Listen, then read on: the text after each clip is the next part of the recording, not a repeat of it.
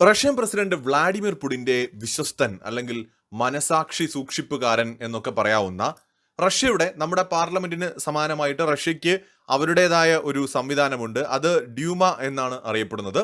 ആ ഡ്യൂമയുടെ സ്പീക്കറിന് തുല്യമായ പദവി വഹിക്കുന്ന വോലോദിൻ എന്ന് പറയുന്ന പുടിന്റെ ഏറ്റവും അടുത്ത ആള്, വിശ്വസ്തനായിട്ടുള്ള ആൾ, അദ്ദേഹവും അദ്ദേഹത്തിന്റെ ടീമും ഇന്ത്യയിലേക്ക് എത്തിയിരിക്കുകയാണ്. തികച്ചും അപ്രതീക്ഷിതമായിട്ടുള്ള ഒരു യാത്രയാണിത്. അദ്ദേഹം ഇന്ത്യയിലേക്ക് അദ്ദേഹത്തിന്റെ ടീമുമായിട്ട് എത്തുന്നു. യാത്ര പുറപ്പെടുന്നതിന് മുമ്പ് ഇന്ത്യയുമായിട്ട് വളരെ വലിയ പങ്കാളിത്തത്തിനുള്ള സാധ്യതകളെ കുറിച്ചുള്ള സൂചനകൾ അദ്ദേഹം റഷ്യയുടെ മാധ്യമങ്ങൾക്ക് നൽകുന്നുണ്ട്. ഇന്ത്യ തങ്ങളുടെ പരമ്പരാഗത സുഹൃത്താണ്, എക്കാലവും ആ സൗഹൃദം തുടരും, വിവിധ മേഖലകളിൽ ഈ സൗഹൃദത്തെ തുടർന്നുള്ള ബന്ധങ്ങൾ ശക്തിപ്പെടുത്തുക എന്ന ലക്ഷ്യം തനിക്കുണ്ട് എന്ന് അദ്ദേഹം സൂചിപ്പിക്കുന്നു. അങ്ങനെ അദ്ദേഹം ഇന്ത്യയിലേക്ക് എത്തുന്നു. ഇന്ത്യയുടെ പാർലമെന്റിൽ നമ്മുടെ സ്പീക്കർ ഓം ബിർള അദ്ദേഹവുമായി കൂടിക്കാഴ്ച നടത്തുന്നു. ഇന്ത്യയുടെ പ്രസിഡന്റുമായിട്ടും അതുപോലെ തന്നെ പ്രധാനമന്ത്രിയുമായും ഒക്കെ അദ്ദേഹം കൂടിക്കാഴ്ച നടത്തിയെന്നാണ് സൂചന. അപ്പൊ എന്താണ് പെട്ടെന്ന് റഷ്യയുടെ, അതും പുടിന്റെ വിശ്വസ്തനും ടീമും ഇന്ത്യയിലേക്ക് വരുന്നത്? എന്താണ് ഇതിന്റെ കാരണം? ഈ ഘട്ടത്തിലെ 2-3 കാരണങ്ങൾ നമുക്ക് ഊഹിക്കാവുന്നതാണ്. അതിലൊന്ന്, ഇന്ത്യ ഒരു 5ാം തലമുറ യുദ്ധവിമാനം വാങ്ങാനായിട്ട് ശ്രമിക്കുകയാണ്. അപ്പോൾ റഷ്യ കുറെ കാലമായിട്ട് ഇന്ത്യയെ നല്ല രീതിയിൽ തന്നെ പുഷ് ചെയ്യുന്നുണ്ട്. Su-57 നൽകാം എന്നുള്ള രീതിയിൽ. ഒരുപക്ഷെ ചില ക്രിട്ടിക്കലായിട്ടുള്ള ടെക്നോളജിയുടെ ഒരു കൈമാറ്റവും ഈ ഡീലുമായി ബന്ധപ്പെട്ടുണ്ടാകും. അതോടൊപ്പം തന്നെ Su-57 തന്നെ മറ്റൊരു സാങ്കേതിക വിദ്യ കൈമാറ്റവും ഇന്ത്യക്കും റഷ്യയ്ക്കും ഇടയിൽ ഉണ്ടാകാനുള്ള സാധ്യതയും കാണുന്നുണ്ട്. കഴിഞ്ഞ ബഡ്ജറ്റ് അവതരിപ്പിച്ചപ്പോൾ നമ്മുടെ ഫിനാൻസ് മിനിസ്റ്റർ നിർമ്മല സീതാരാമൻ ഇന്ത്യയിൽ തദ്ദേശീയമായിട്ട് സ്മാൾ മോഡുലാർ റിയാക്ടർ നിർമ്മിക്കും എന്ന് പറഞ്ഞിട്ടുണ്ടായിരുന്നു. 2030-33 മിനിമം 5 സ്മോൾ മോഡുലാർ റിയാക്ടർ എങ്കിലും ഇന്ത്യയിൽ നിർമ്മിക്കുമെന്നാണ് പറഞ്ഞത്. ഇതിന് ഏകദേശം 20,000 കോടി രൂപ മാറ്റിവെച്ചിട്ടുമുണ്ട്. സാധാരണ ആണവ നിലയങ്ങൾ, അത് അത്യാവശ്യം വലിയ ആണവ നിലയങ്ങളാണ്. ഇത് ഒരു വലിയ സംസ്ഥാനത്തേക്കോ അല്ലെങ്കിൽ 2-3 സംസ്ഥാനങ്ങൾക്കോ നഗരങ്ങൾക്കോ ഒക്കെ തന്നെ വൈദ്യുതി എത്തിക്കാൻ പറ്റുന്ന തരത്തിലുള്ള ആണവ റിയാക്ടറുകളായിരിക്കും. എന്നാൽ ഈ പറയുന്ന സ്മോൾ മോഡുലാർ റിയാക്ടറുകൾ എന്ന് പറയുന്നത് ഈ വലിയ റിയാക്ടറുകൾ കഴിഞ്ഞാൽ തൊട്ടടുത്ത വലുപ്പത്തിലുള്ള ഒരു റിയാക്ടറാണ്. ഇത് ഒരു പ്രത്യേക നഗരത്തിന് വേണ്ടി മാത്രം ഡിസൈൻ ചെയ്യുന്നതായിരിക്കും. ഇത് നമുക്ക് മൂവബിൾ ആണ് എന്നാണ് പറയപ്പെടുന്നത്. ഏറ്റവും മോഡേൺ ആയിട്ടുള്ള ടെക്നോളജി അനുസരിച്ച് ഇത് മൂവബിൾ ആണ് എന്ന് വെച്ചാൽ നമ്മളിത് ഒരു സ്ഥലത്ത് ഇതിനെ ഉണ്ടാക്കി കഴിഞ്ഞാലും മറ്റൊരു നഗരത്തിലേക്ക് നമുക്കിതിനെ കൊണ്ടുപോകാനും സാധിക്കും. അങ്ങനെ ഒരു പ്രത്യേകത കൂടി ഇതിനുണ്ട്. ഇത് കുറച്ചുകൂടി മോസ്റ്റ് മോഡേൺ ആയിട്ടുള്ള ടെക്നോളജിയാണ്. അപ്പോൾ ഒരു നഗരത്തിനോ അല്ലെങ്കിൽ ഒരു അടിയന്തര ഘട്ടത്തിലോ ഒക്കെ നമുക്ക് പല പ്രദേശങ്ങളിലും ഉപയോഗിക്കാൻ കഴിയുന്ന ഒരു റിയാക്ടറാണിത്. സോ ഇത് 5 വരുന്ന വർഷങ്ങളിൽ ഇന്ത്യ ഏറ്റവും കുറഞ്ഞത്, അതും ഇന്ത്യയിൽ തന്നെ ഇന്ത്യൻ ടെക്നോളജി ഉപയോഗിച്ച് നിർമ്മിക്കുമെന്നാണ് നിർമ്മല സീതാരാമൻ പറഞ്ഞിരിക്കുന്നത്. അപ്പൊ ഇതിനകത്ത് നമ്മൾ കാണേണ്ടത്, ഈ സ്മോൾ മോഡുലാർ റിയാക്ടർ പോലെയുള്ള ടെക്നോളജീസ് ഒന്നും ഇന്ത്യക്ക് പൂർണ്ണമായ തോതിൽ സ്വായത്തമാക്കാൻ കഴിഞ്ഞിട്ടുണ്ടോ എന്നുള്ളത് സംശയമാണ്. അമേരിക്കയ്ക്കും റഷ്യയ്ക്കും ഒക്കെയാണ് ഈ ടെക്നോളജി ഒരു പരിധി വരെ ഡെവലപ്പ് ചെയ്യാൻ സാധിച്ചിട്ടുള്ളത്. അതും ജർമ്മൻ സയന്റിസ്റ്റുകളുടെ സഹായത്തോടെയാണ് 2ാം ലോക മഹായുദ്ധത്തിന് ശേഷം US-ഉം റഷ്യയും ഒക്കെ ഇത്തരം ടെക്നോളജീസ് ഒക്കെ പടിപ്പടിയായി വികസിപ്പിച്ചെടുത്തത്.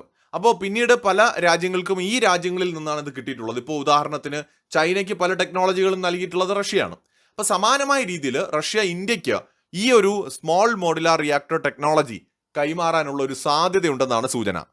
കൊമേഴ്ഷ്യൽ യൂസിന് ഇലക്ട്രിസിറ്റി ഉണ്ടാക്കുന്നതിന് വേണ്ടിയിട്ട് ഈ ഒരു നമ്മുടെ റിയാക്ടേഴ്സ് വളരെയധികം ഗുണപ്രദമായിട്ടുള്ള ഒന്നാണ്. വളരെ കോസ്റ്റ് എഫക്റ്റീവ് ആയിട്ടുള്ള ഒന്നുകൂടിയാണ് മറ്റേ പരമ്പരാഗതമായിട്ടുള്ള റിയാക്ടേഴ്സുമായിട്ട് താരതമ്യപ്പെടുത്തുമ്പോൾ. സോ ഇത് വളരെ പ്രധാനപ്പെട്ട ഒരു ഘടകമാണ്. റഷ്യ ഇക്കാര്യത്തിൽ മുന്നിലുള്ള ഒരു രാജ്യവുമാണ്. അപ്പോൾ ഇപ്പോഴത്തെ ഈ വരവിന് പിന്നിൽ ഈ ഒരു കാര്യവും ചർച്ചയാകുമോ എന്നുള്ള സൂചനകളുണ്ട്. Su-57 ഇന്ത്യ വളരെയധികം ഒരുപക്ഷെ കൺസിഡർ ചെയ്യാൻ സാധ്യതയുള്ള ഒരു എയർക്രാഫ്റ്റ് ആണ്. അതിന്റെ കാരണങ്ങൾ മുമ്പ് നമ്മൾ ഒരു വീഡിയോയിൽ വിശദമായി പറഞ്ഞു. കാരണം ഓൾറെഡി നമ്മൾ റഷ്യൻ എയർക്രാഫ്റ്റുകൾ യൂസ് ചെയ്യുന്നുണ്ട്. മാത്രമല്ല അമേരിക്കയുടെ കയ്യിൽ നിന്ന് ആയുധങ്ങൾ വാങ്ങുമ്പോൾ വേണ്ടിവരുന്ന കാലതാമസം, ഉദാഹരണത്തിന് ഇപ്പോൾ നമ്മൾ അമേരിക്കൻ ഡ്രോണുകൾ ഓർഡർ ചെയ്തിരിക്കുകയാണ്. എത്രയോ നാൾ മുമ്പ് ഓർഡർ ചെയ്തതാണ്. അതിന്റെ ഡെലിവറി 2029 ആകുമെന്നാണ് ഇപ്പോൾ ഏറ്റവും ലേറ്റസ്റ്റ് ആയിട്ടുള്ള ഡിഫൻസ് അപ്ഡേറ്റുകളിൽ നമുക്ക് കാണാൻ കഴിയുന്നത്. അപ്പോൾ ഇത്രയും വൈകി നമുക്ക് ഡെലിവറി കിട്ടുമ്പോൾ നമ്മുടെ ആവശ്യങ്ങൾക്ക് ഇത് പര്യാപ്തമാവില്ല. മറ്റൊരു കാര്യം എന്ന് പറയുന്നത്, ഈ പറയുന്ന എഞ്ചിനുകൾ ഇന്ത്യക്ക് കൈമാറുന്നതിലുണ്ടാവുന്ന കാലതാമസമാണ്. ഇപ്പോൾ നമ്മുടെ തേജസ് യുദ്ധവിമാനത്തിന്റെ നിർമ്മാണത്തെ ഇത് കാര്യമായി തന്നെ ബാധിച്ചിട്ടുണ്ട്. അപ്പോൾ അമേരിക്കയെ ട്രസ്റ്റ് ചെയ്ത് നമുക്ക് ഈ പറയുന്ന പോലെ എല്ലാ ഡീലുകളുമായി മുന്നോട്ട് പോകാൻ പറ്റില്ല. 5ാം തലമുറ യുദ്ധവിമാനങ്ങൾ F-35 പൊതുവെ ഇന്ത്യക്ക് നല്ലൊരു ഓപ്ഷൻ ആയിരിക്കില്ല. കാരണം അമേരിക്ക ഒരിക്കലും ഒറിജിനൽ F-35 ആയിരിക്കില്ല നമുക്ക് തരുന്നത്. അതിൽ ഉറപ്പായും അമേരിക്കൻ വേരിയന്റിൽ നിന്ന് ഒരുപാട് വ്യത്യാസങ്ങൾ എന്തായാലും ഉണ്ടാവും. അപ്പോൾ അതൊരു പ്രശ്നമാണ്. രണ്ടാമത്, അമേരിക്ക ഈ എയർക്രാഫ്റ്റിന് ചാർജ് ചെയ്യുന്ന എമൗണ്ട് വളരെ കൂടുതലാണ്, ഇതിന്റെ മെയിൻ്റെനൻസ് കോസ്റ്റ് കൂടുതലാണ്, പ്രൊഡക്ഷൻ ഒരുപാട് ടൈം എടുക്കും. സോ അതുകൊണ്ട് US-ൽ നിന്ന് വാങ്ങുന്നത് പ്രായോഗികമല്ല. അങ്ങനെയാണെങ്കിൽ നമ്മുടെ AMCA പ്രോജക്റ്റ് പൂർത്തിയാക്കുക എന്നുള്ളതാണ് നമുക്ക് ഏറ്റവും മികച്ച മാർഗം. സോ ഇന്ത്യ AMCAയുടെ അടക്കം പ്രാരംഭഘട്ടത്തിൽ ചിലപ്പോൾ ഈ US മെയ്ഡ് എഞ്ചിൻ തന്നെയായിരിക്കും യൂസ് ചെയ്യുക. സോ ഈ എഞ്ചിന്റെ ഒരു സപ്പോർട്ട് തുടക്കത്തിൽ US-ൽ നിന്ന് വാങ്ങിക്കൊണ്ട് ആ ഒരു ഡീലുമായിട്ടായിരിക്കും US-ഉമായിട്ട് മുന്നോട്ട് പോവുക. ചിലപ്പോൾ തദ്ദേശീയമായിട്ട് എഞ്ചിൻ നിർമ്മിക്കുന്നതിന് നമ്മൾ ടെക്നോളജിക്കായിട്ട് ഒരു പക്ഷേ ഫ്രാൻസിനെ ആയിരിക്കാം ആശ്രയിക്കാൻ സാധ്യതയുള്ളത്. അപ്പോൾ റഷ്യയിൽ നിന്ന് Su-57 വാങ്ങിക്കഴിഞ്ഞാൽ നമുക്കുള്ളൊരു നേട്ടം എന്താണെന്ന് വെച്ചാൽ, ഒന്ന്, റഷ്യയുടെ കൈവശം വളരെ മികച്ച കുറേയേറെ ആയുധങ്ങളുണ്ട്.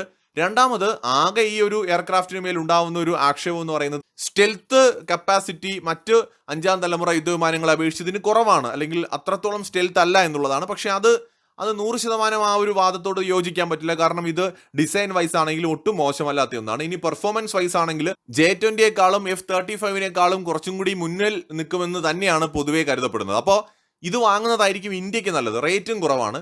ഇപ്പോൾ പൊതുവേ റഷ്യ ഒരുപാട് ഉപരോധങ്ങളൊക്കെ നേരിടുന്നത് കൊണ്ടും റഷ്യക്ക് പുതിയ ഓർഡർ വേറെ കിട്ടാത്തതുകൊണ്ടും, എന്ന് വെച്ചാൽ റഷ്യൻ എയർക്രാഫ്റ്റുകളൊന്നും ലോകരാജ്യങ്ങൾക്ക് വാങ്ങാൻ പറ്റാത്ത സ്ഥിതിയാണ് യുദ്ധം കാരണം. അപ്പോൾ ഈ ഘട്ടത്തിൽ ഇന്ത്യ ഒരു ഡീൽ ഉണ്ടാക്കിയാൽ നമുക്ക് പെട്ടെന്ന് തന്നെ ഈ ഒരു എയർക്രാഫ്റ്റ് ഡെവലപ്പ് ചെയ്ത് തരാൻ ചിലപ്പോൾ റഷ്യക്ക് കഴിയുകയും ചെയ്യും. അപ്പോൾ ഇന്ത്യക്ക് AMCA പ്രോജക്റ്റ് മുന്നോട്ട് കൊണ്ടുപോകാനും പറ്റും. സോ ഇത് ഒരു പ്രധാനപ്പെട്ട ചർച്ച നടക്കുന്നു എന്നാണ് നമുക്ക് മനസ്സിലാക്കാൻ സാധിക്കുന്നത്. അപ്പോൾ ഇതെല്ലാം ഇപ്പോൾ അടിയന്തരമായിട്ട് പുടിൻ്റെ മനസാക്ഷി സൂക്ഷിപ്പുകാരൻ്റെ ഇന്ത്യയിലേക്കുള്ള വരവിൽ നമ്മൾ ഇതിനെല്ലാം നമുക്ക് കാണേണ്ടതായിട്ടുണ്ട്. ഇത്തരം വിഷയങ്ങളെല്ലാം ചർച്ചയാവാൻ സാധ്യതയുണ്ട്.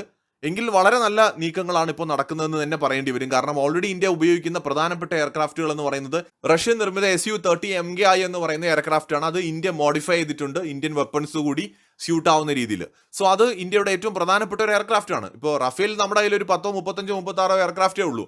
മറ്റേത് 200-ലധികം എയർക്രാഫ്റ്റ് നമ്മുടെ കയ്യിലുണ്ട്. അപ്പോൾ Su-30 എന്ന് പറയുന്ന ഒരു എയർക്രാഫ്റ്റ് ഓൾറെഡി നമ്മൾ യൂസ് ചെയ്ത എക്സ്പീരിയൻസ് നമുക്കുണ്ട്. അതൊരു മികച്ച എയർക്രാഫ്റ്റുമാണ് ലോകത്തിലേക്കും.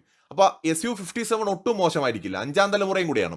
സോ ഇന്ത്യയുടെ നമ്മുടെ സ്വന്തം 5ാം തലമുറ അല്ലെങ്കിൽ 6ാം തലമുറ യുദ്ധവിമാനം നമ്മൾ മാനുഫാക്ചർ ചെയ്യുന്നത് വരെ ഉള്ള ആ ഒരു പീരീഡിലേക്ക് നമ്മുടെ ആവശ്യങ്ങൾക്ക് ഈ Su-57 പര്യാപ്തമായിരിക്കും എന്നുള്ളത് തന്നെയാണ് ഈ ഘട്ടത്തിലെ വിലയിരുത്തൽ.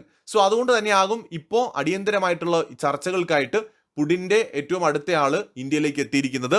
സോ തീർച്ചയായും വൈകാതെ വളരെ ശുഭകരമായ ചില വാർത്തകൾ നമുക്ക് കേൾക്കാൻ പറ്റും. ഇതുമായി ബന്ധപ്പെട്ട കൂടുതൽ അപ്ഡേറ്റുകളുമായി വീണ്ടും വരാം. ബൈ.